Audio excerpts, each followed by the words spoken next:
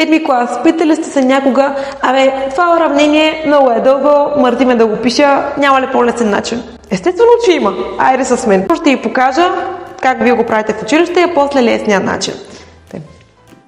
Първо вие си разкривате скобите, като умножавате това число пред скобата с всяки един едночлен вътре в скобата.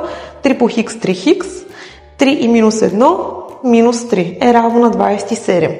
След това прехвърляме минус 3 от другата страна като противоположен знак. 27 вече плюс 3. Изчисляваме колко е сборът на 27 и 3 и се получава 30. Тук имате умножение, затова ние ще разделим 30 делено на 3 и ще получим, че хикс е равно на 10. Айде сега да видим по-бързия начин. Вижте, че тук имате умножение. Така че аз мога да разделя и двете страни на тройка. Затова тук разделям на 3 и тук разделям на 3. Съкращавам 3 и 3 1, 27 и 3 се получава 9. Това, което ми е останало, го преписвам. След това виждаме, че имаме минус 1, прехвърляме го от другата страна и се получава 9 плюс 1. Хикс е равно на 10. Айде долу в коментарите да ми напишете отговор на тази задача. Поради голямата ви подкрепа, за което изключително много ви благодаря.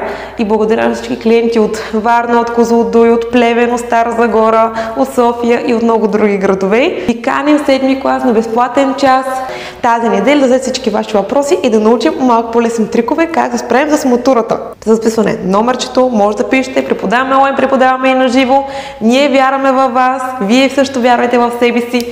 До следващото видео, слънче и бомбончета!